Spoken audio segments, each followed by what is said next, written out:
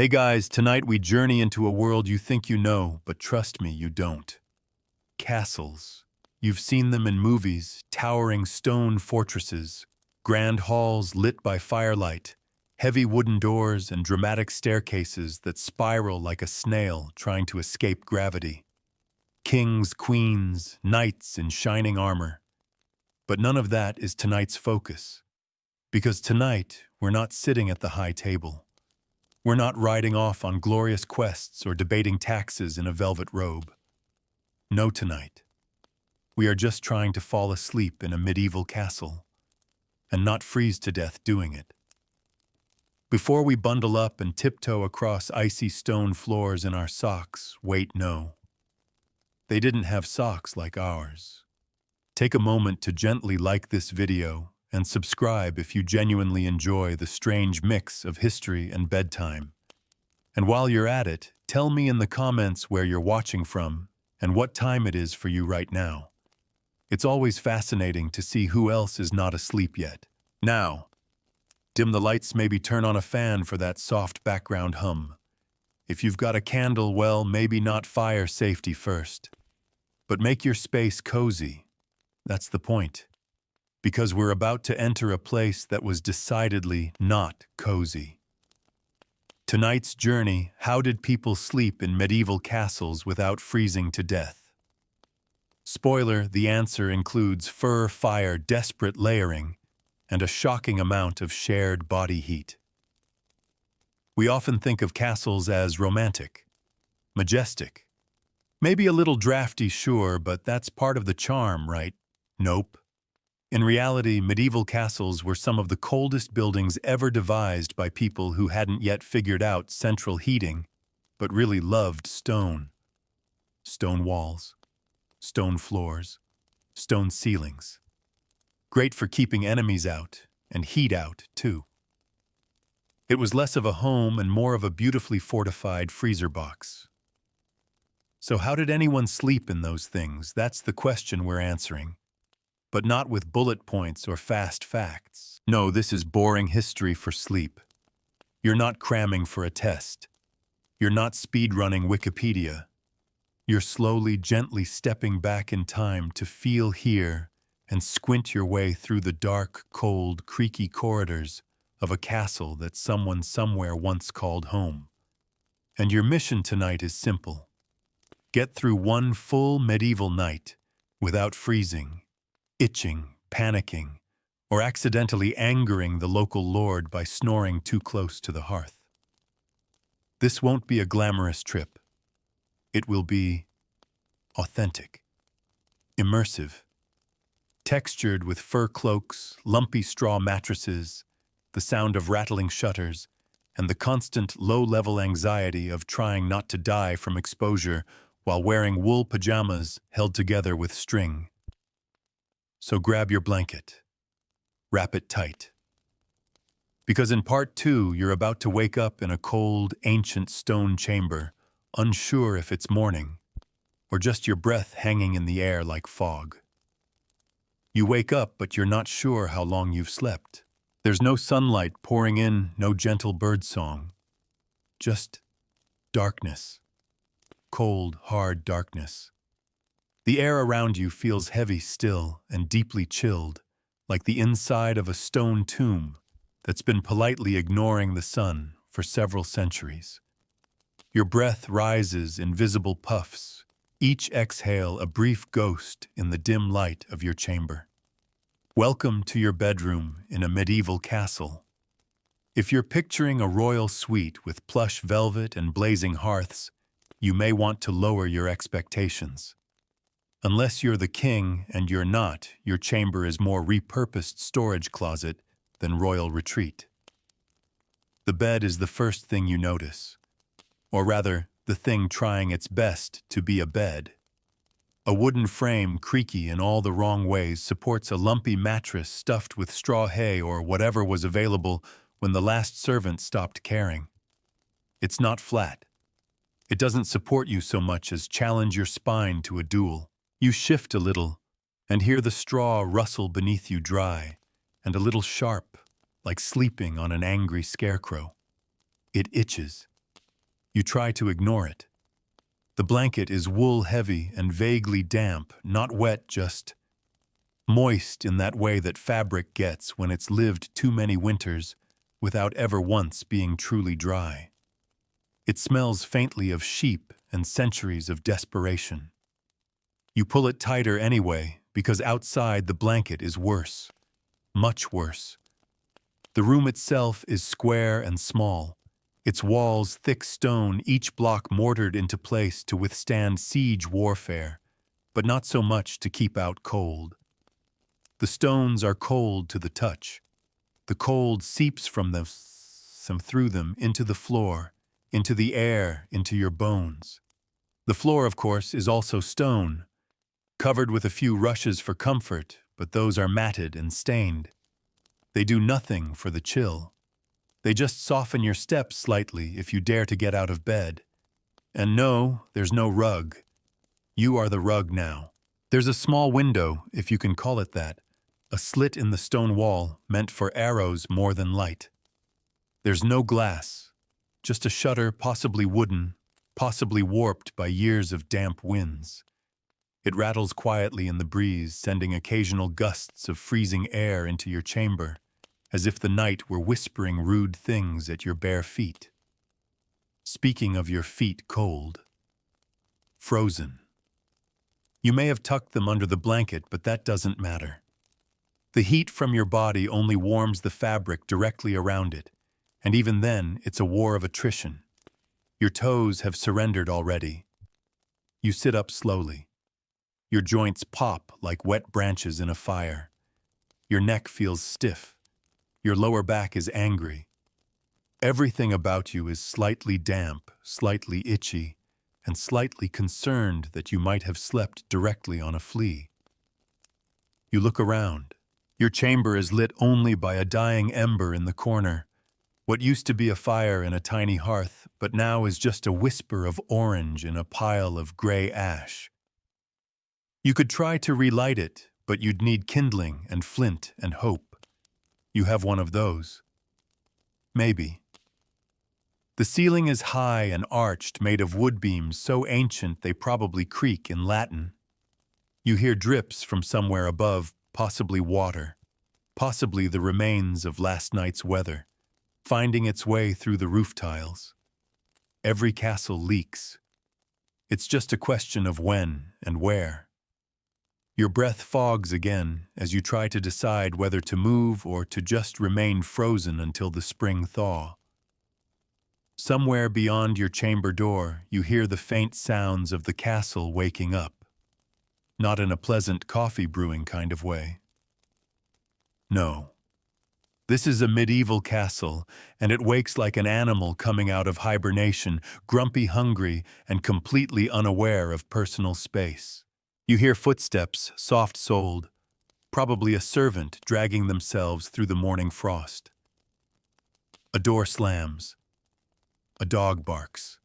Someone somewhere drops a wooden bucket and curses. And then the bell. A distant clang echoing through stone corridors and drafty staircases. The chapel bell marking the hour. You're not sure which hour. There's no clock. But it's early. Too early. The bell rings again. Echoes, reverberates, and still you sit there, half upright in a bed that hates you, in a room that mocks you, in a castle that wasn't designed for comfort. It was designed for defense, and this isn't a home. It's a fortress. A cold, echoing, magnificent fortress. And you are just one person trying not to freeze before breakfast. You swing your legs out of bed and immediately regret it. The floor is icy. Not just cool icy. Your bare feet find the stone and instantly wish they hadn't. You consider pulling on your hose, your thin linen undersocks, but they're just as cold and possibly damp. They were hanging by the fire overnight, not close enough to dry. Just close enough to absorb all the hearth's leftover soot. You put them on anyway. Your tunic is stiff, not frozen exactly, but firm. It smells of smoke and human. You wrap it around you and then grab your outer cloak, wool heavy lined with fur, if you're lucky or if someone in the household likes you enough. You fasten it with a simple clasp. The metal feels like ice against your chest. There's no mirror in the room. You wouldn't want to see yourself anyway. No one looks good in medieval mourning. You approach the door, which groans on its hinges like it's been cursed. You push it open and feel an immediate wave of colder air hit your face. Congratulations, you've survived the night. Mostly. The fire's out. The floor's a hazard. Your nose is running. Your joints hate you. But you didn't freeze to death, and in a medieval castle that counts as a successful night. Now comes the hard part, staying warm, while awake. You shuffle down the stone hallway, blinking against the weak torchlight, breathing slowly through your nose because the air is sharp enough to hurt if you inhale too fast. The corridor is narrow, uneven underfoot, and every step sends a little jolt up your spine as your feet remind you that medieval flooring has never heard of rugs and doesn't care for your arches. Your cloak barely keeps the chill at bay. The stone walls radiate cold. Every now and then you pass an arrow-slit window, just a slim wound in the wall, covered with wooden shutters that don't quite shut. A breeze sneaks through each one, sliding under your garments like a judgmental ghost. You're not even thinking about breakfast yet. You're thinking about your face. Because your nose, it's cold. Your ears cold. Your fingers absolutely pointless. You flex them as you walk, trying to restore blood flow, without drawing too much attention to the fact that you're essentially one bad gust of wind away from hypothermia. But first, you need to wash. Now, bathing in the Middle Ages is a bit like taxes, occasionally done, widely disliked and rarely satisfying. In castles, there are no ensuite bathrooms, no running water, no taps, no heated towels, just a jug, a basin, a cloth, and the crushing realization that today's hygiene routine will involve freezing water and a lot of optimism. You enter a small chamber. It's the designated washing room, which is a generous title for what is essentially a glorified closet with a table, a pitcher, and a bowl. The water in the pitcher that was brought up from the kitchen well this morning. It is not warm. In fact, it might have recently been ice. You pour a little into the basin and splash it on your face. Instant regret. The cold hits like a slap from a vengeful snow spirit. Your skin shrinks. Your teeth clench. And yet somehow this counts as progress. You scrub at your cheeks with a cloth that smells like old soap and damp wood. You rinse your hands. You wipe your eyes.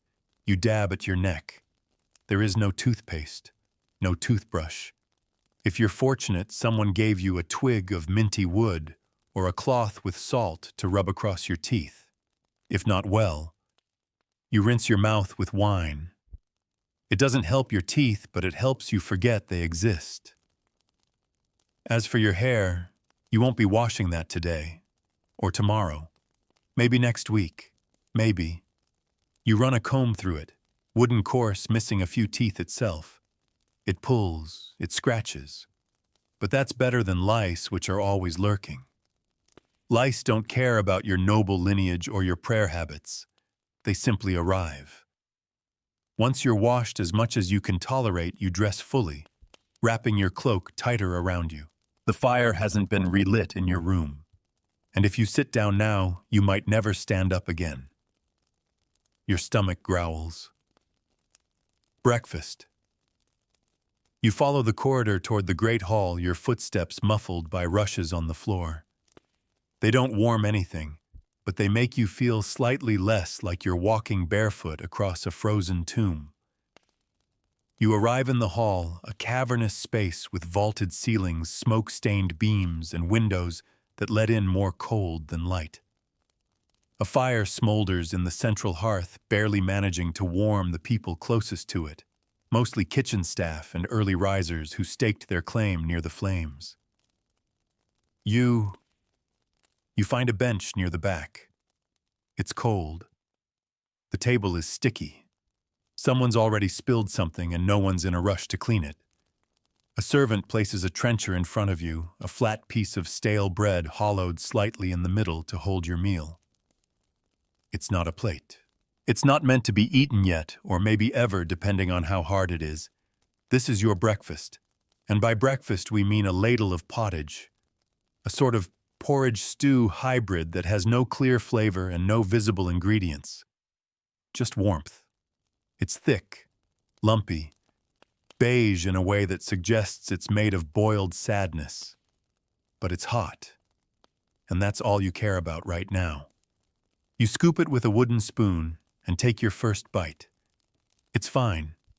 If you close your eyes, you can almost convince yourself it's savory, or at least not actively hostile.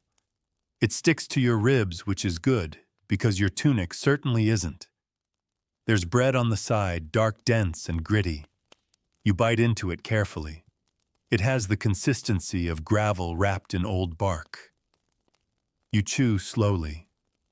This isn't food exactly. It's survival in loaf form. There's also ale. Yes, ale. At breakfast. Not because you're trying to party, but because the water isn't safe. The pipes where they exist are lead. The well is shared with livestock. Water is a gamble. Ale is boiled during brewing. It's weak, warm, sour, and somehow the most refreshing thing you'll drink today. You sip slowly, chasing the bread down your throat like a medieval apology. If you're lucky, today's pottage might contain a bit of onion or barley. If you're very lucky, maybe a shred of dried meat. But most days it's just pulses, roots, and things boiled until their identities have been completely erased. Breakfast is not for pleasure. It is for calories. The people around you are mostly quiet. It's too early for conversation, too cold for jokes. The servants eat standing. The lower knights eat quickly, eyeing the fire. The lord of the castle hasn't risen yet. He has thicker blankets, and someone to bring him warm water. You, however, have a mouthful of gritty stew and a nose that is still running. As you eat, your fingers slowly regain sensation. You hold the trencher in both hands, not to eat, just to absorb some of the warmth. You don't talk. You chew. You swallow. You sniff. You glance around the hall where tapestries hang stiff with frost, and icicles decorate the far windows like nature's own unwanted Christmas ornaments. There are no candles lit yet. Just the fire. Just the smoke drifting lazily toward the rafters. And for the first time this morning, you feel almost human. You've washed your face, you've eaten something. You're not fully warm, but you're not freezing either, which in castle life is what we call a miracle. And now it's time to move. Because if you sit too long in the cold, you stiffen. And if you stiffen, you stop. And if you stop, well, let's not find out. Onward. There are chores to be done. And more importantly, there's still an entire day of castle life ahead. Damp, freezing, and entirely indifferent to your comfort. By now, you've eaten something. You've splashed your face with water cold enough to stun a bear. Your fingers can bend again mostly. And you've taken your first few shivering steps into the long, slow grind that is surviving another medieval day. Let's talk about what you're wearing. Because in a castle like this, clothing isn't about fashion. It's about not dying. And even then, just barely. Your base layer, the one closest to your skin, is a simple linen tunic. It's soft if you're lucky, but more often it's stiff, coarse, and smells like the inside of an old cupboard. You've had it for years. Everyone's had theirs for years. and it hasn't been properly washed since sometime between two invasions and a failed barley harvest. This tunic is your medieval version of underwear.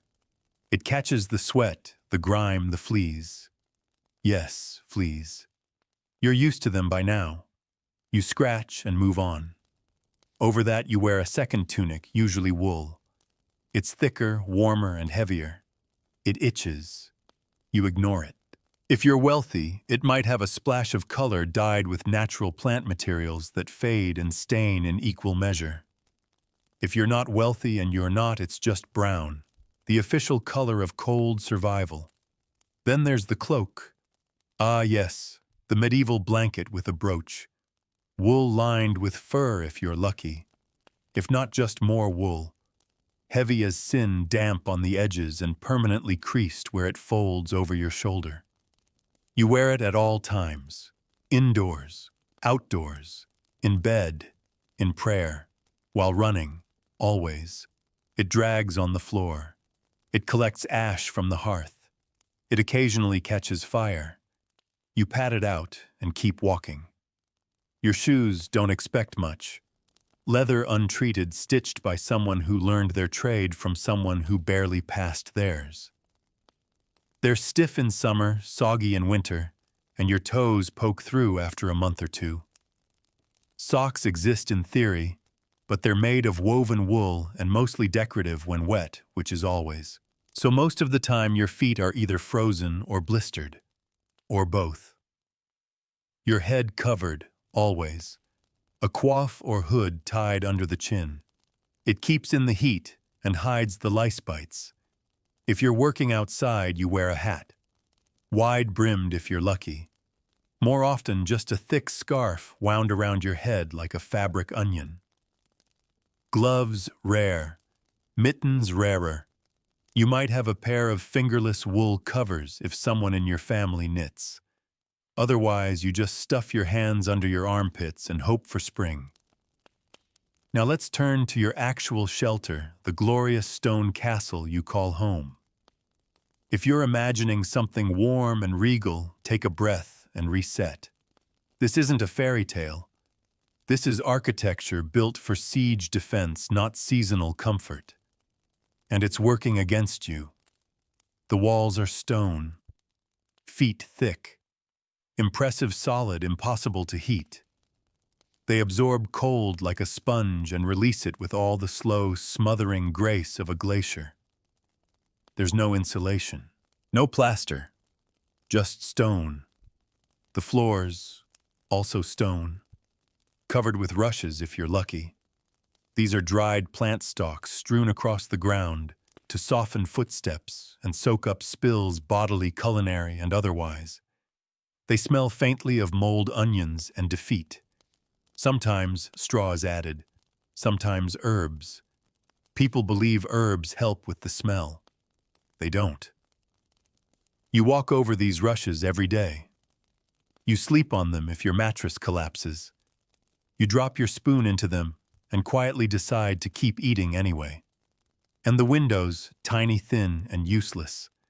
They're arrow slits or narrow gaps, often covered with oiled parchment or a wooden shutter. No glass. Glass exists, but it's so rare it's considered wealthier than a winter without rats. Light gets in barely. Cold gets in always. There's no central heating, no vents, just the great hearth in the main hall. If you're not within 10 feet of that fire, you're effectively outside. And even near the fire, it only warms your front.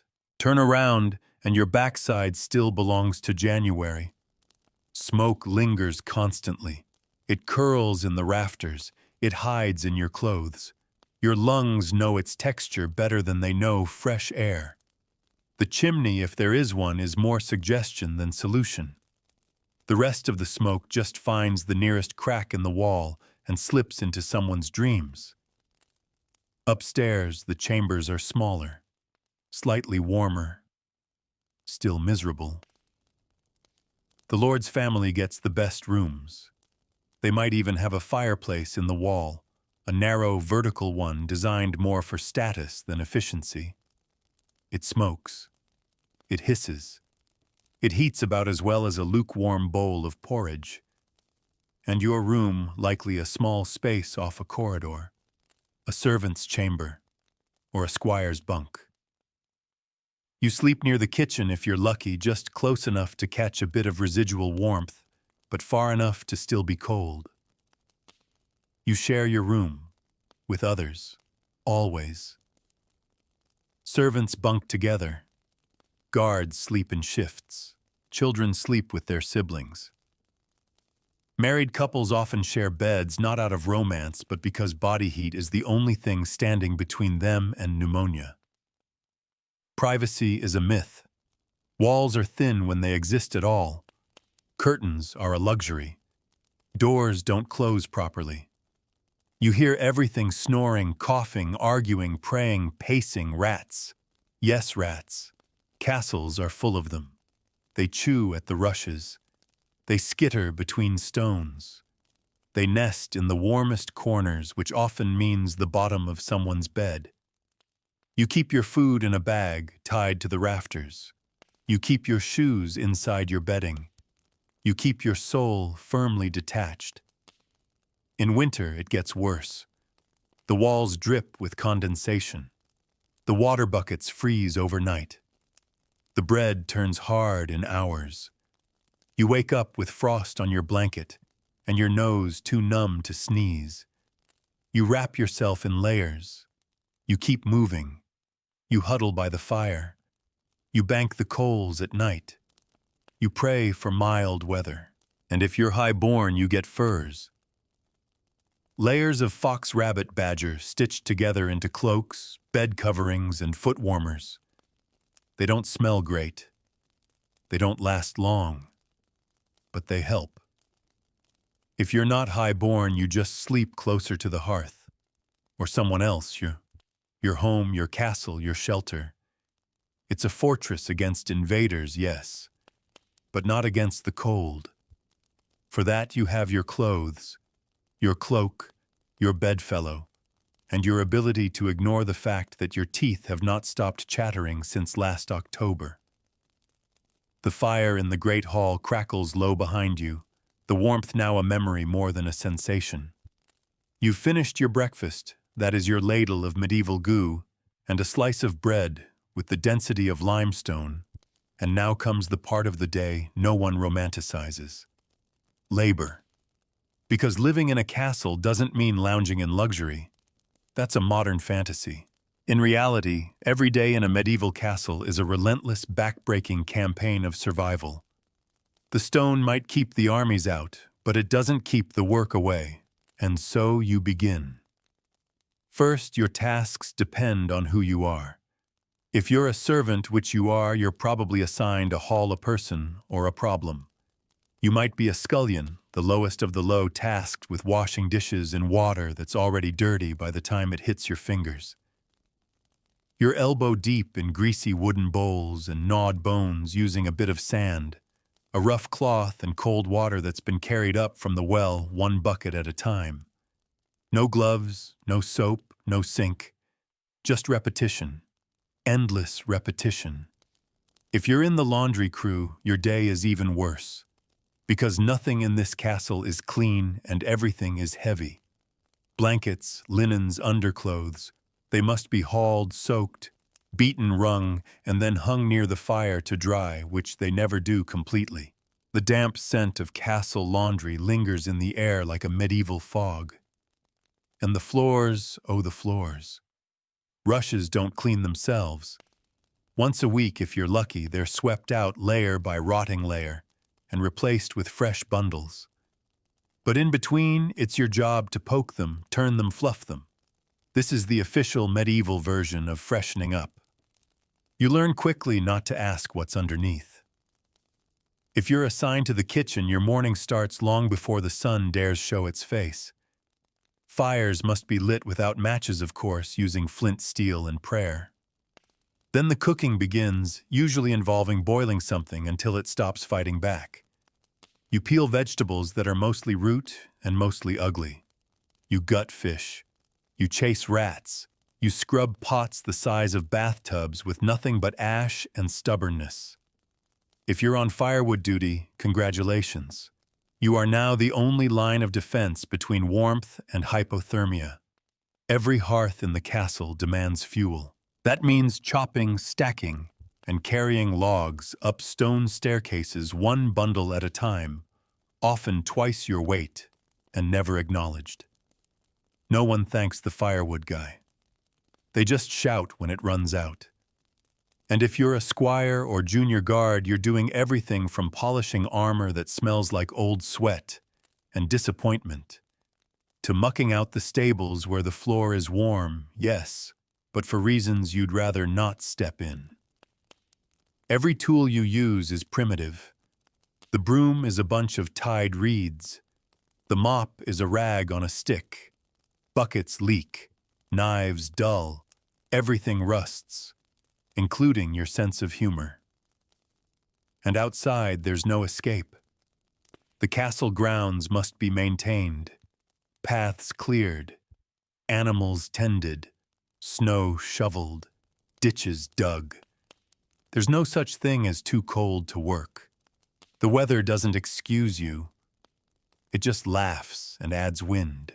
If you're working the fields, because yes, even castles have them, you're swinging a scythe in frozen mud, planting seeds with fingers that no longer bend, or digging drainage channels to keep the next rain from flooding the entire estate. And if you complain, you're scolded. If you slow down, you're noticed. If you stop, you're replaced. It doesn't matter who you are. Servant, craftsman, soldier, noble's child, there is always something that must be done.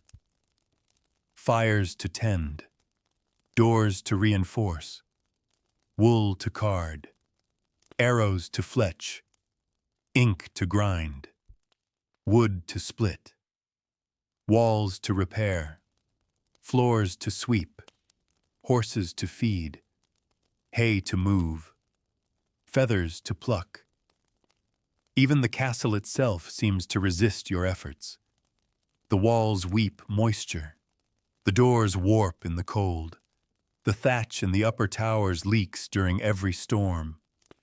The wind howls down the chimneys like a hungry animal. There is no such thing as a finished task, only things that haven't fallen apart yet. And you do it all dressed in layers of wool that trap heat and smell, but block very little wind. You move through shadowy corridors, lifting, carrying, kneeling, scraping. Your breath visible, your fingers raw, your back permanently, halfway between straight and broken. There's no such thing as ergonomics. No one's checking on your posture. You're lucky if your shoes fit and your cloak hasn't been borrowed by someone colder than you.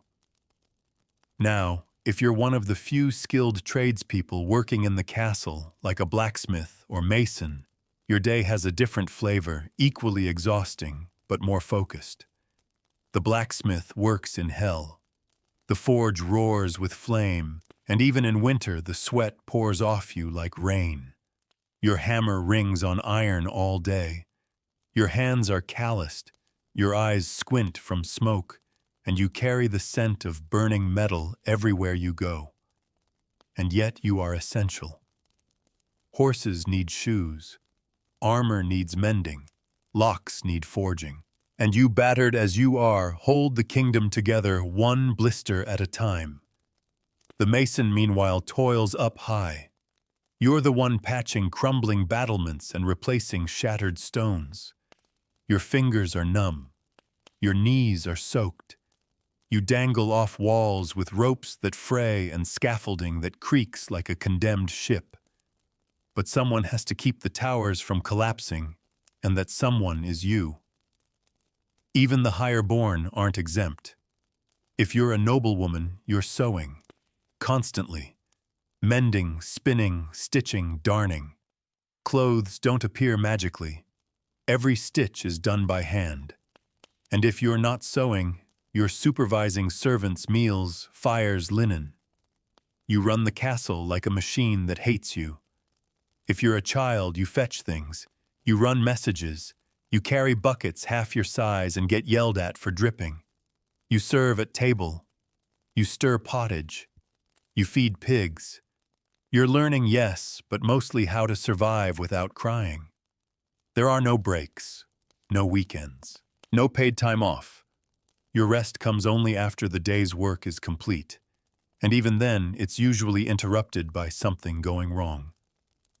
A fire, a flood, a fight, a broken stair, a frozen pipe, a sick animal. And through it all, the cold remains. It creeps under doors. It seeps through stone. It waits in the shadows, reminding you that no matter how hard you work, you are always one frost-bitten finger away from disaster. So you labor. You endure. You carry, build, mend, scrub, fetch, and cook. And at the end of it all, when the sun sets and the shadows return to stretch across the walls like tired specters, you climb back to your chamber. You collapse into your straw bed. And you hope fervently, desperately, that tonight the fire holds. You've survived the morning. You've scrubbed, hauled, chopped, served, maybe prayed your toes back to life. You've earned a moment of rest, though not comfort. Because in this castle, comfort is not a given, and neither is peace of mind. Because while you might be thinking about warmth food or the dull ache in your spine, there's something deeper that colors every moment of your day, something you feel in the air, in the stone, in the glances of others. Belief. In the medieval world, belief isn't a weekend activity or a quiet personal choice. It's the framework of existence. It's everywhere, and it's watching you all the time. Religion isn't just what you believe. It's how you live. It's what you eat, when you eat, who you marry, what you wear, when you can be touched, when you must confess, when you absolutely under no circumstances should be caught sleeping with your left leg uncovered on the feast day of Saint Wenceslaus. Let's start with the basics. You are a Christian. Not because you chose to be, but because everyone is, at least outwardly. You've been baptized, confessed, confirmed and terrified by fire and brimstone sermons since you were old enough to sit still in the chapel without getting smacked for fidgeting.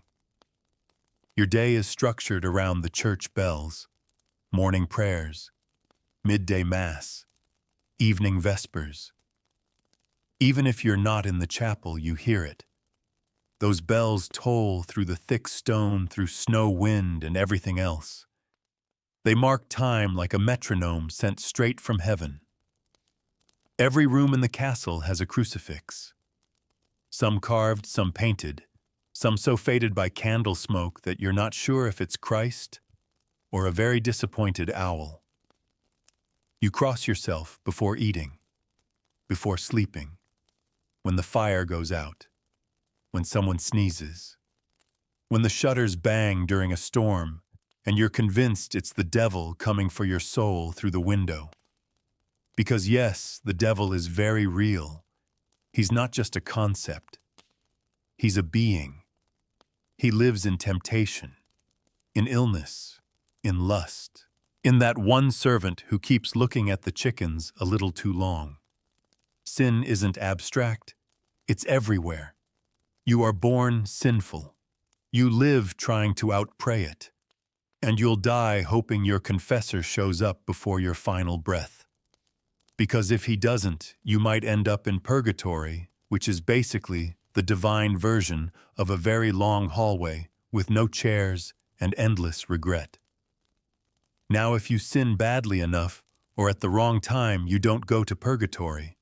You go straight to hell, and the descriptions of hell are vivid, horrifying, and repeated often, just in case you forgot.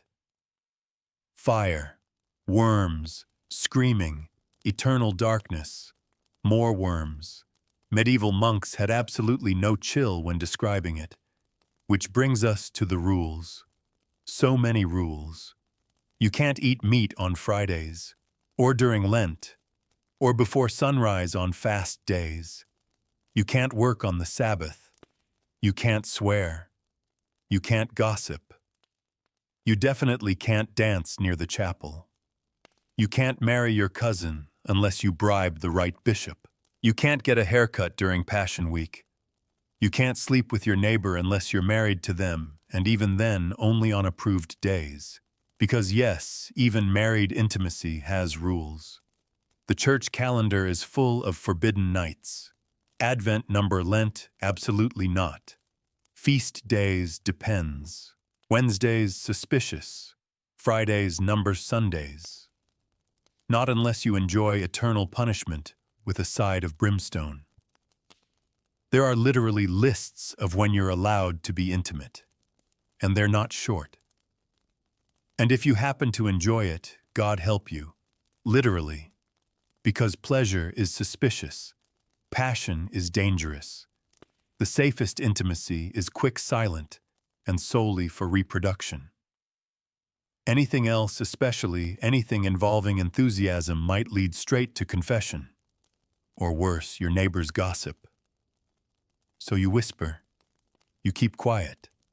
You try not to make eye contact with the priest the next morning. Of course, not all beliefs are tied directly to the church. You live in a world where superstition and faith walk hand in hand. One holds the candle, the other checks the shadows. You avoid walking under ladders because that triangle shape resembles the Holy Trinity, and to disturb it is blasphemy. You don't spill salt, and if you do, you throw a pinch over your left shoulder to blind the devil who waits there. Always there. You mark doorways with chalk during Epiphany. You tie herbs above your bed to ward off nightmares. You whisper prayers when passing a graveyard. And if a raven lands on your window, you draw the sign of the cross, say a quick Ave Maria, and spend the rest of the day anxiously waiting for bad news. Women who give birth wear charms, tiny relics blessed by priests tied with twine and desperation. Midwives recite psalms while boiling water. Mothers pray not for a strong child, but a living one. You believe in saints, hundreds of them, each with their own specialty. You pray to Saint Apollonia for toothaches, Saint Blaise for sore throats, Saint Barbara for protection from sudden explosions. Yes, really. There's a saint for headaches, childbirth, lost items, storms, the flu sheep, and moldy bread. Some saints are carved into the chapel walls. Some are painted on wood panels so worn they look like they've been weeping. Others exist only in legend passed down by candlelight, with stories that sound suspiciously like fairy tales, but aren't. And then there are the relics. Bones, pieces of clothing, hair, thorns, drops of blood allegedly, kept in boxes of gold, kissed, prayed over, paraded during festivals. You believe they hold power, divine proximity.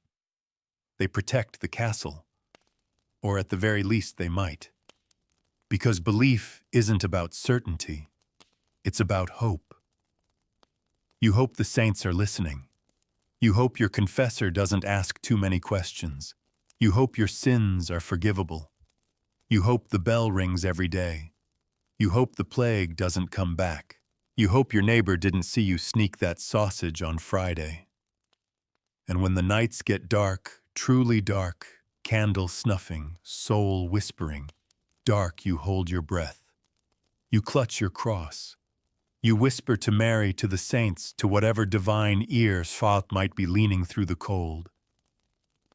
Because even in a castle, under layers of stone, furs, wool, and rules, the chill you feel isn't always from the wind. Sometimes it's from the thought that something, or someone, is watching.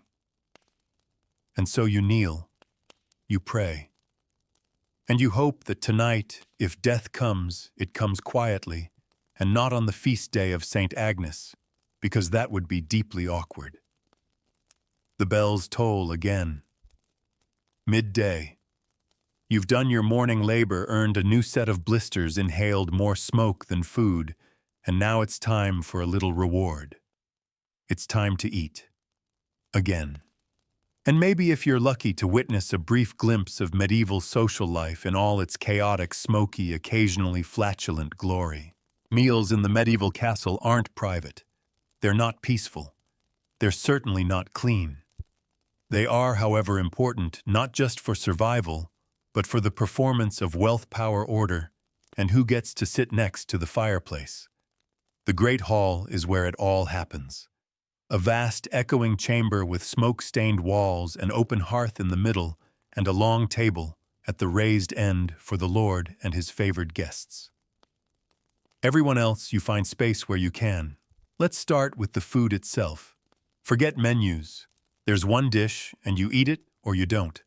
Today it might be pottage again, a thick stew of grains, onions, leeks, beans, and whatever the cook could find that hadn't gone off.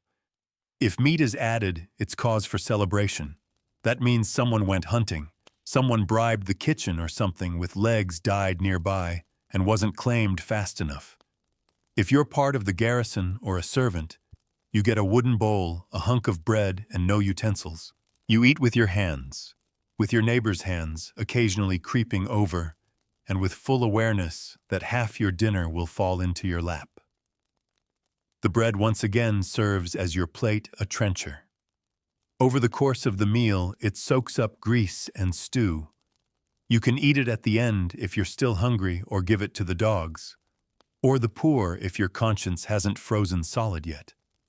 If you're of higher rank, a steward maybe, or a favorite of the lady of the castle, you get an actual plate. Possibly metal. Possibly ceramic. Either way, it means you matter. But even with a proper plate, there's little glamour. The meat is tough, often salted beyond reason, or roasted until it becomes more of a memory than a meal. Vegetables are boiled until they give up. Spices are rare unless the castle is wealthy, in which case every dish might be drowned in cinnamon, ginger, and clove, not because it tastes better, but because it shows off how rich you are. Food safety is a gamble. Parasites are common. Spoiled meat is disguised with vinegar or mustard. If something smells a little off, you drown it in ale and pretend it's fine. Speaking of drink, water is not the drink of choice. It's suspicious. It's often drawn from wells near the latrine pits. So you drink ale. Low alcohol, barely fermented, slightly sour, always warm, sometimes chewy. Children drink it. Pregnant women drink it. The Lord drinks stronger versions, but for you, it's peasant ale. And it's better than dysentery. Wine exists, but only for the upper crust. It comes in barrels, it spoils quickly, and most of it tastes like regret and vinegar. Still, if you're offered some, you take it, even if it burns a little. Sometimes there's cheese, hard and sharp. Sometimes fish, dried or smoked or regrettably boiled. On holy days, fish replaces meat entirely, which would be fine if the fish didn't taste like it died of boredom. Fruit, if it's summer maybe. Apples, pears, berries. In winter, fruit is a memory told through shriveled prunes and suspiciously chewy raisins. Dessert rare. Unless the Lord is in a good mood, in which case you might get something called a marchpane, a dense slab of almond paste so sweet it glues your teeth together. You chew, you smile, you hope you don't lose a molar. Now let's talk manners. They exist. Sort of. You don't wipe your hands on your clothes. You wipe them on the tablecloth. That's what it's there for. You don't belch unless the Lord finds it amusing. You don't speak with your mouth full unless someone asks you a direct question, in which case you panic and try to swallow without choking. You don't reach across the table. You don't stab your neighbor with your eating knife. And above all, you don't drop food on the rushes and then put it back on your plate. At least not where people can see you. Meals aren't just about eating. They're performances, displays of hierarchy. Who sits where? Who gets served first? Who carves the meat? Who pours the wine? Everything is a signal. And if you're a servant, you don't sit, you stand. You carry trays, refill cups, mop spills, and try not to cry when someone throws a bone at your head. You learn to smile through insults. You learn to move quietly. You learn that the Lord's dog eats better than you. But after the meal, after the grease, the chatter, the faint scent of something burned, there comes a strange moment. Entertainment. Not every night. Not every castle. But sometimes the Lord wants to be amused. And you, if you're lucky enough to be there, get to see how medieval people party. A minstrel might perform a wandering musician with a lute and a story singing tales of dead kings, long wars, or noble ladies who all seem to tragically drown in ponds for dramatic effect. Jesters rare but real might tumble in with bells on their hats and madness in their eyes, making crude jokes about the steward's bald spot, while pretending not to notice the tension in the room. Or someone might read aloud a priest, a scribe, a bored noble with dramatic flair, recounting saints' lives, moral fables, or thrilling excerpts from a bestiary, where every animal is either symbolic, dangerous, or very confused. And sometimes dancing. Not the kind you're thinking of. No waltzing. No graceful couples gliding through candlelight. This is stomping, spinning. Drunken peasants trying not to fall into the fireplace. It's loud. It's clumsy. It's delightful. If it's a feast day or a wedding or a rare good harvest, the castle might host a festival. More food. More music. Jokes. Games. Ale by the bucket. And 100 people packed into a room that suddenly feels warmer because body heat is more reliable than fireplaces. But the fun is fleeting. Because before long, someone drinks too much. Someone sings off key. Someone mentions the wrong saint. A fight starts. A dog steals a roast. A torch goes out.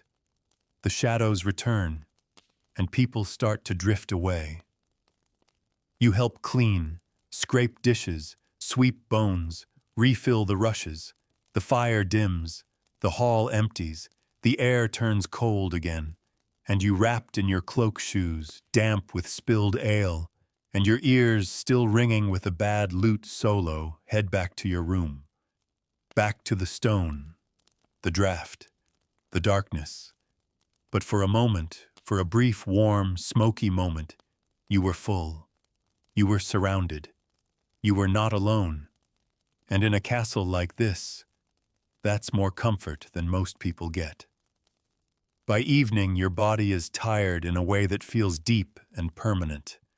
Not just sore, not just weary, but hollowed out. You've done the work. You've eaten the stew. You've smiled through the soot. You've dodged the wine-soaked laughter of minor nobles and wiped grease from a pewter plate with the same cloth you'll use to clean your face before bed. And now you cough. Just once. A sharp tickle in the throat. It echoes louder than it should. You tell yourself it's nothing. But in the medieval world, it's never nothing. Because here, illness is everywhere. It lives in the walls. It clings to the rushes. It floats in the air and lingers in the ale. You don't need to fall from a tower to die here. You just need to sneeze in the wrong season. Your body is constantly under siege, not from swords or arrows, but from things you can't see and will never understand. Your knowledge of the human body is basic at best and dangerously wrong at worst. You don't know about germs. You don't know about bacteria. You've never heard of a virus, but you've definitely heard of a curse. When someone gets sick, it's not a contagious infection. It's a punishment, or a test, or something far worse, divine disapproval. You believe illness has meaning, that every boil, cough, rash, and fever carries a moral weight. God is watching.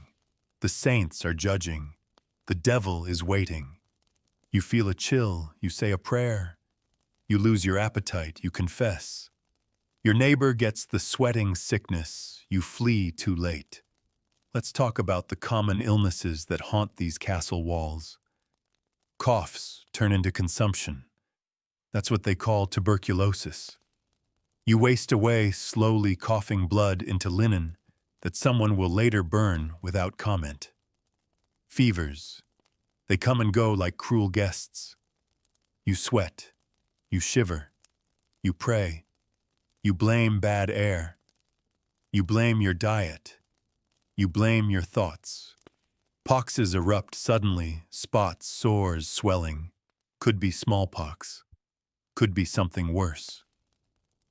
You don't know. The priest knows, or says he does. He recommends prayer and maybe bleeding. You nod. Because what else can you do then? There's the plague. Always somewhere, never far. You've heard stories. Whole towns emptied. Families gone in days. Black swellings. Vomiting. Death in hours. The smell of decay wafting before the bell even rings. You live in fear of it not daily, but constantly. Like the way a creaky beam whispers before it breaks. It's not just the sickness. It's the treatments that make you shudder. Let's start with the basics, bloodletting. If you're ill, the local wisdom says you have too much of something. Too much heat. Too much bile. Too much blood. So they cut you. Or apply leeches. They drain a bit of life out and hope balance returns. You lie still as a dull knife presses into your arm. A bowl collects what escapes. You try not to cry. You try not to faint. The barber nods as if this means something. Next, herbs. They're everywhere. In bundles above the door. In pots near the kitchen. In small cloth pouches tied to belts. Rosemary for memory. Sage for strength. Thyme for courage. Lavender for calm. Mandrake if you're feeling bold. Henbane if you're feeling lucky. Healers know these plants, or claim to. They boil them into teas, mash them into poultices, mix them with honey or vinegar or pig's fat. They make you drink it, or rub it on your chest, or stick it under your tongue and whisper prayers until your fever breaks. Sometimes it works. Sometimes it doesn't. No one really knows why. Then there's the holy root. A priest anoints your head. You confess everything. You accept that this might be it. The end. You cross yourself. You clutch a relic. You stare at the wooden beams above your bed and wonder if heaven looks like anything other than cold, quiet stone. And then there are the charms, the superstitions, the whispered cures passed down from aunties and drunkards and desperate parents. Burn the hair of a black dog. Tie a frog to your foot. Sleep with garlic in your mouth. Bury a coin beneath the hearth. Rub a crucifix with lard and stick it to the wall. Drink wine boiled with cloves and hope you don't die from the wine instead. If you're wealthy, you might have access to a physician. He wears robes, reads Latin, owns a book. He will examine your urine by color, by smell, by taste, if necessary. He will nod solemnly. He will say melancholic humors or imbalanced vapors. He will prescribe boiled figs and fasting. And when that fails, he will suggest a pilgrimage. You can't go, of course. You can't even stand. You lie in your straw bed staring at the ceiling, shivering under wool blankets that have seen too many sick bodies and not enough boiling water. You listen to the castle's night sounds, footsteps, dogs, the creak of wood, the quiet sob of someone praying down the hall. And you think about death. Because death is not an idea here. It's a roommate. It lives in the stone, in the fire, in the food. It waits politely at the end of every illness, every injury, every fever. You've seen people die. Children mostly. They don't last long here. Or old men who slip on the stairs. Or soldiers with infected wounds. Or women after childbirth. You don't cry anymore. You just lower your head, say the prayers, and move on. Sometimes people die in the night, quietly, in their sleep. They're found cold, stiff, and still wrapped in blankets as if they're just trying to stay warm a little longer. No one screams. No one is surprised. Death is expected. Not welcomed, but expected. So you get used to the signs, the stillness, the smell, the quiet shuffle of someone carrying a body past the kitchen on a cart draped in wool. And every time you fall asleep in your own bed, cold, coughing, hungry, you wonder, will I wake up or will someone else come find me in the morning? The fear isn't constant. It's background noise, like the wind under the door, like the creak of the rafters, like the whisper of a prayer half remembered and muttered through chattering teeth. You don't expect to live long. No one does. But tonight, you're still breathing, still sore, still here. And in this castle, in this century, that's enough. The evening fire in the great hall burns low. Shadows stretch across the stone walls. The last meal has been eaten.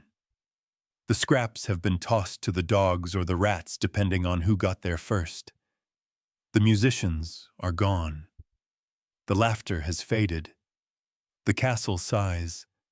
And somewhere through the corridors, down the steps, past the drafty chapel, and behind a narrow wooden door, someone is giving birth.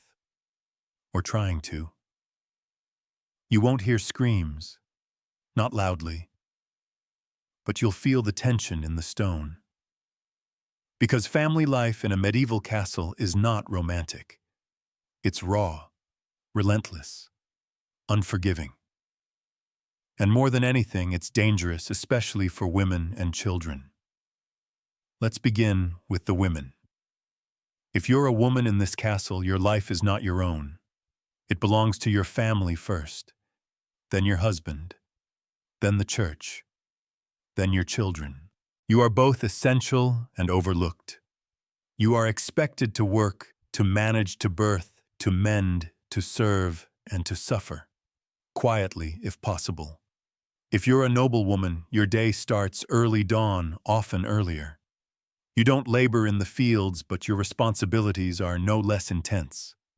You oversee the household, the servants, the food stores, the linen supplies, the fires, the laundry, the sick rooms. You are the manager of survival. Every missing cloak, every spoiled ham, every cough among the children, it's your problem. You sew constantly. Embroidery for appearance, repairs for practicality. You darn socks, reinforce sleeves, hem tunics. You teach your daughters the same. A noblewoman's fingers are always busy thread needle prayer beads.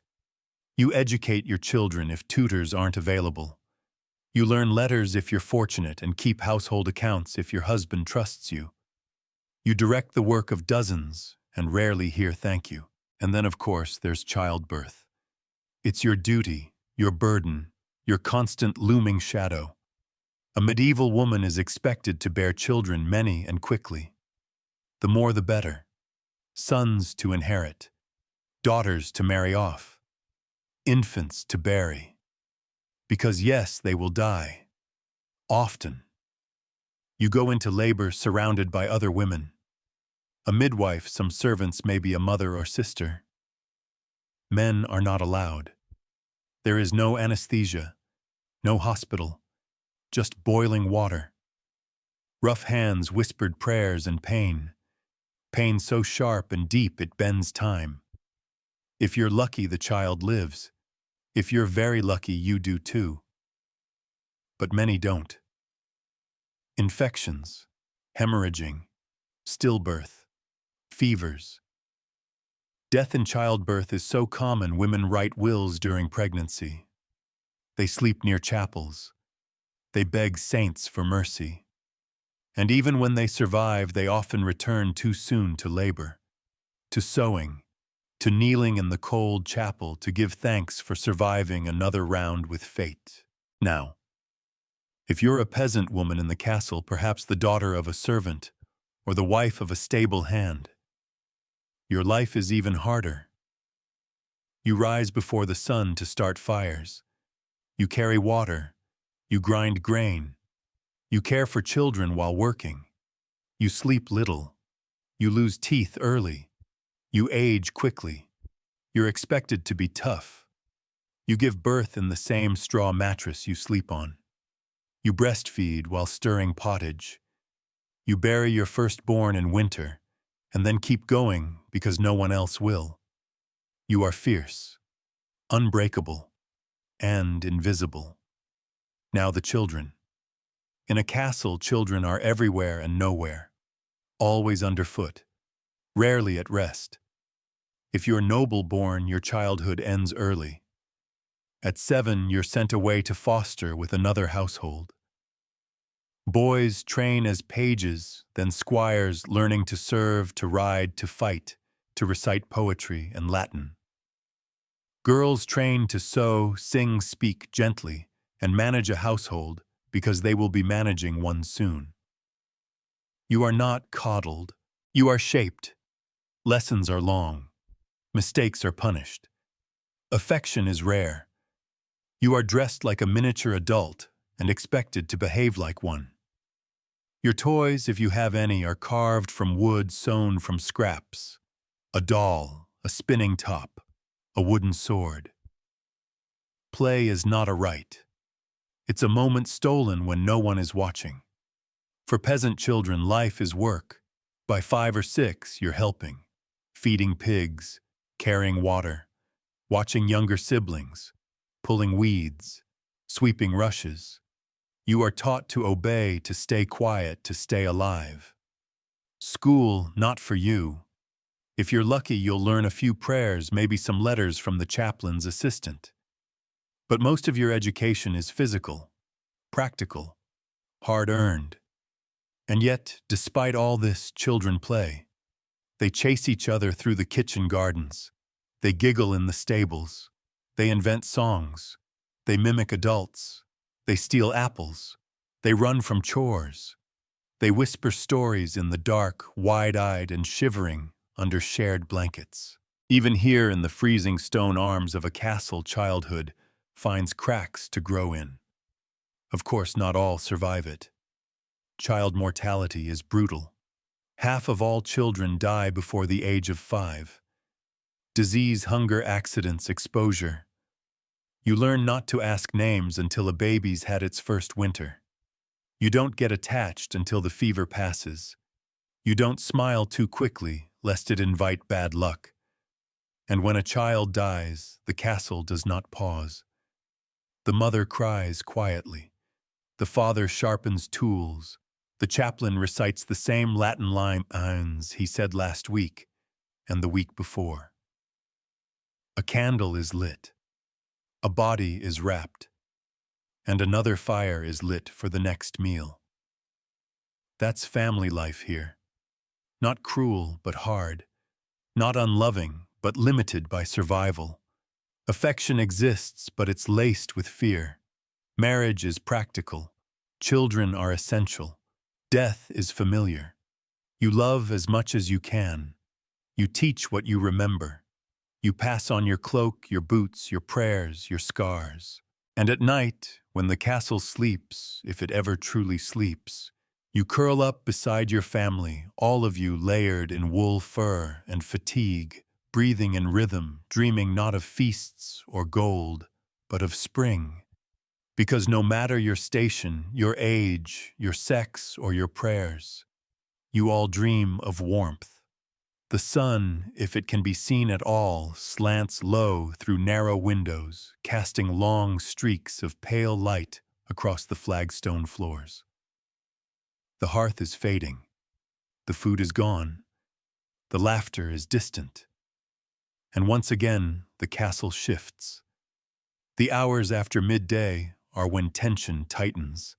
The morning's labors are done, but the day is far from over. Muscles ache, tempers fray, and with the weight of cold pressing into every corner, people begin to clash. This is not a quiet afternoon. This is the grind, where class law punishment and resentment swirl together like soot in the air. Let's start with the social ladder. In a medieval castle, hierarchy is everything. It defines your meals, your clothes, your work, your bed, and your punishments. It even decides how warmly you sleep. At the top is the Lord landed powerful, backed by birth or battle. His word is law. His mood is weather. His favor is survival. Just beneath him is his family, his lady, his sons, his daughters. Then the knights, military, noble adjacent, owed service in return for land or glory. Next come the stewards, bailiffs, and chamberlains, managers of the castle's inner workings. They oversee the servants, the supplies, the ledgers. They know who ate what and who hasn't paid rent in 6 months. Below them, servants, pages, cooks, scullions, stable boys, and laundresses. You live in their world, the working class. The ones whose names are never carved into chapel walls, but are whispered in kitchens and shouted in stables. Then, of course, there are outsiders, traders, messengers, the occasional tinker or wandering monk. They're watched with narrowed eyes, tolerated, never trusted. This delicate balance holds together until it doesn't. Because afternoon is when conflict brews. Someone steals bread. Someone's child knocks over a pitcher of milk meant for the Lord's dinner. Someone mutters about unfair rations loud enough for someone else to hear. Disputes arise quickly and end sharply. The Lord rarely bothers with minor conflicts. Those fall to the bailiff, the constable, or the castle reeve, men given the unenviable task of enforcing order in a place where law is personal and punishments are public. Let's say someone is caught stealing firewood. Technically, the forest belongs to the Lord, even the fallen branches, even the dead trees. Gathering fuel without permission is poaching, and it's a crime. The accused is dragged into the courtyard. There's no jury, no lawyer, just a steward, a complaint, and whatever the witnesses say. If it's a first offense, maybe it's a warning. Maybe. More likely, a fine you can't afford. Or worse, stocks. You're bound at the wrists and neck, placed in public view.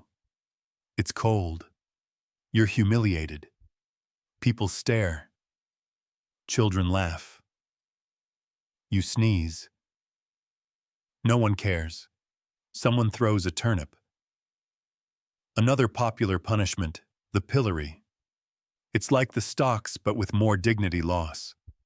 You stand exposed, shoulders aching, birds occasionally relieving themselves from above. And for more serious crimes, whipping, branding, mutilation, execution. If you really anger the wrong person. Justice is swift, brutal, often arbitrary.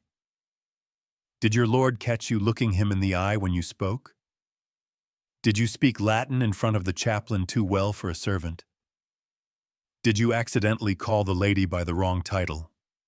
The rules are many. The tolerance is little, and sometimes the anger comes from below. Servants fight servants. Tensions boil in kitchens, corridors, shared beds. Someone didn't clean the rushes. Someone took your cloak. Someone drank from your cup, then coughed all night, and now you're sweating under your collar and praying it's not plague.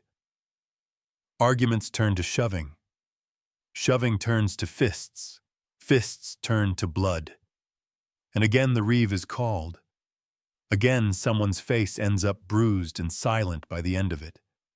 Sometimes the conflict isn't physical, it's social.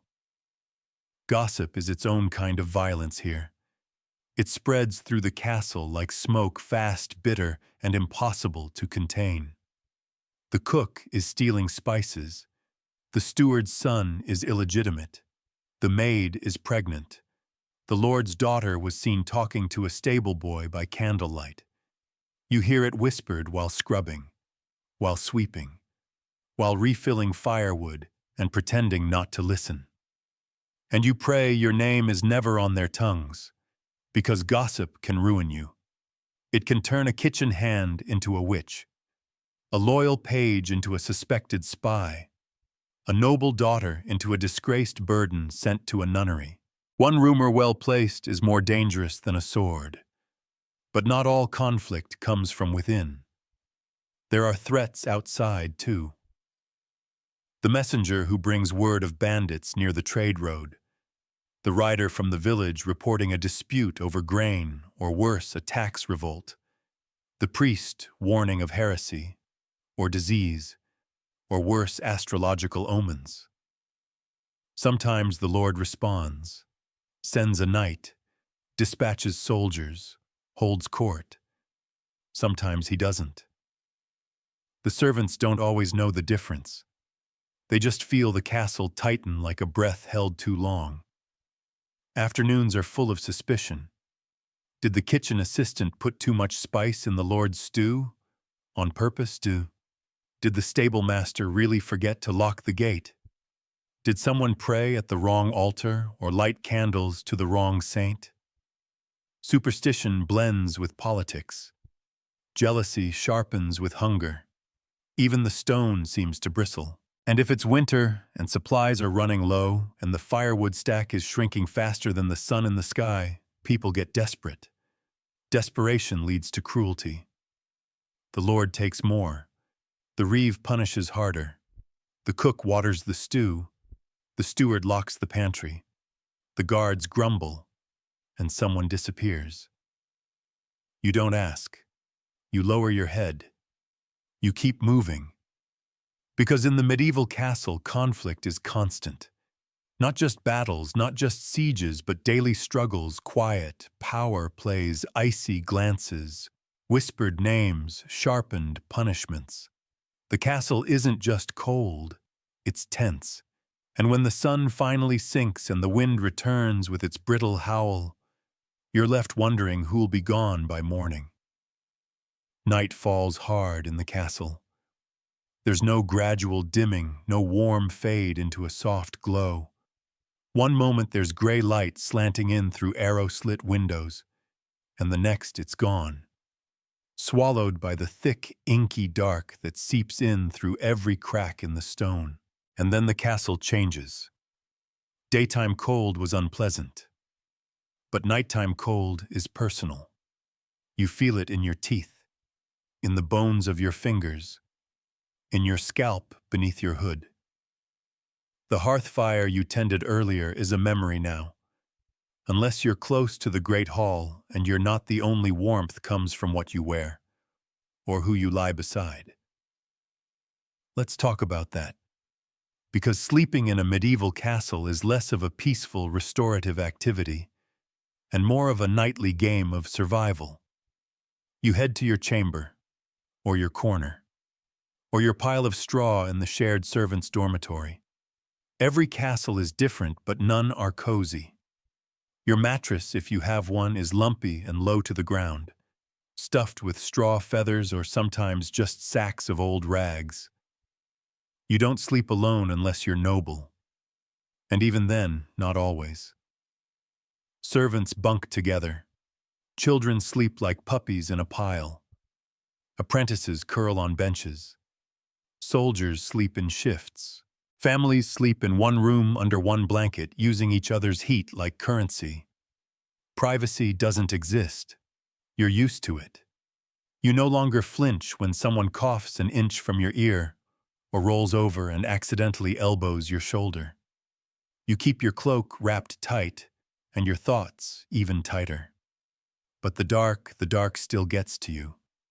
Because night in the castle is not silent. It creaks. It breathes. It drips. You hear the wind howling past the towers. You hear shutters banging doors, groaning something rustling in the rushes that you really hope is not a rat. You hear the low mumble of prayers from another room, the whisper of someone reciting psalms to ward off dreams, and beneath it all a sense that something is always watching. Because in the medieval mind, night is dangerous, not just practically, but spiritually. The sun is gone. The church is locked. The saints are sleeping. Now it's their time. The dead, the demons, the creatures that slip through doorways, step through shadows, sit on your chest and steal your breath. You've heard the stories. The ones about the Nachtzerer, a corpse that chews its burial shroud and rises to feed on its kin. The mare, not a horse, but a spirit that sits on sleepers, crushing them with nightmares and slow, suffocating weight. The restless dead, who weren't buried with the proper rites, who return to drag others into the soil with them. And worse, the devil himself. Tempting, lurking, watching. You whisper your prayers. You kiss the cross carved into your wooden bed frame. You tuck the little charm under your pillow, a piece of iron, a knot of red thread, a saint's name scratched into parchment. You fall asleep uneasy, because sleep is not guaranteed, and neither is waking. Many die in the night, from sickness, from cold, from childbirth, from creatures they swear were real when they closed their eyes. And even if you do survive the night, it won't be peaceful. The wind will rattle the door. The chimney will moan. Someone down the hall will cry in their sleep. Someone else will scream and then say it was just a dream, just the mare, just a fever, just the soup. You pull the blanket over your head and try to disappear. But there are worse things than the dark. Fire. You smell it before you hear it. The rushes on the floor catch easily. The tapestries burn fast. The thatched roofs of the outer buildings go up like tinder. A single overturned torch, a candle left too long, a hearth unwatched, and suddenly the castle is awake again. Not with peace, with panic. You've drilled this. You know what to grab, where to run, how to get the animals out, how to form a chain with buckets from the well, how to scream for the steward, the guards, the chaplain. Anyone. You pray it doesn't reach the food stores, or the chapel, or your room, because there are no fire departments, no hoses, just buckets, yelling, prayers, and charred stone. If the fire passes, you count yourself lucky. If it doesn't, you rebuild, you mourn, you sleep in the ashes, and pretend not to notice the smell of smoke on everything you own. And if it's not fire, it's violence, a raid, a feud, a drunk soldier with a knife and a grievance. The walls of the castle are thick, yes, but people still bleed inside them. A shout echoes in the night, then another. Steel on stone, a scream, the clatter of footsteps, then silence. You stay in bed. You hold your breath. You don't ask questions in the morning. But it's not just violence either. There are accidents, a fall from a tower, a collapse of timber, a cask that rolls and crushes a man's leg, a baby who never wakes, a chimney that fills a chamber with smoke because someone forgot to open the flue. You don't expect safety. You expect chance. And then just when you think you're finally falling asleep, the rats come out. They scurry along the beams, chew through grain sacks, scratch under the bed. You've tried everything, cats, traps, prayers. Nothing works. They watch you with eyes that reflect candlelight. They wait for you to close your eyes. And still, despite the dark, the cold, the fear, the creaking, the breathing, the stories, the fire, the screams, the rats, the shadows, you sleep eventually. Because your body must. Because your mind needs escape. Because tomorrow is coming fast. Because in the heart of a freezing, crumbling, whispered-over castle, there is no rest without risk, only sleep and the hope that it holds. And so here you are again, lying on your back, wrapped in every layer you own. Cloak pulled to your chin, hood drawn over your ears, one foot tucked under the other for warmth. Your breath curls in little white wisps in the air above you, like ghosts leaving your chest. The fire is out. The shadows are long. The castle is quiet, or at least quieter than it was. Another night in the medieval world. You survived it. For now.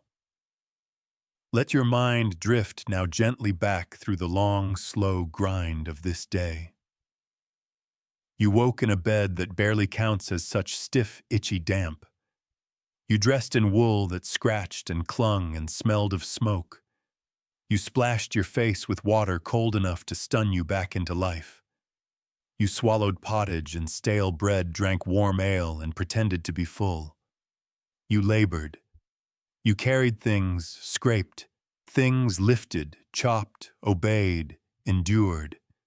You heard the bells toll and knew the hours not by clocks but by routine. You smiled at nobles who would never remember your name. You whispered prayers to saints who may or may not be listening.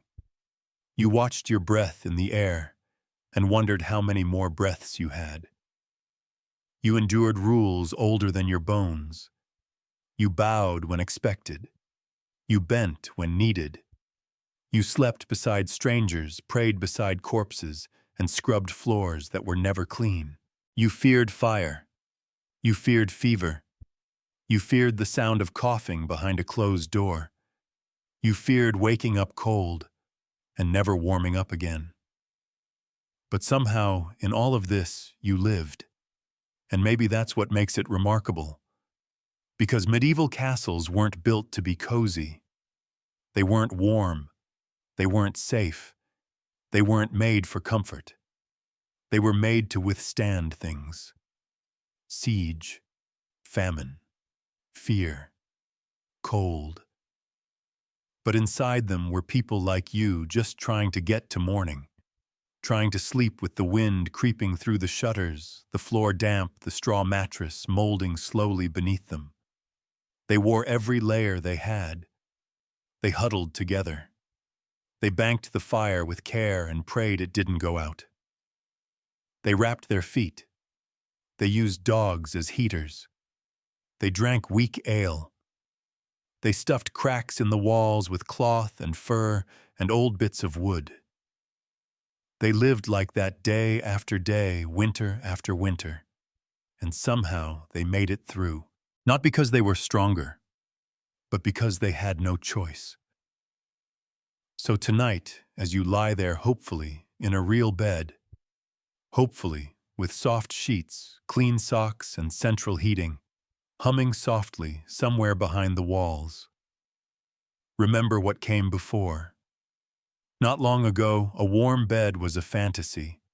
A sealed window was luxury. A hot bath, miraculous. A quiet night without fear of fire rats. Sickness, war, or the devil himself, unheard of. You are a miracle living in a time so safe, so comfortable, that you can listen to stories like this just to fall asleep. No fleas in the blanket. No lice in your hood.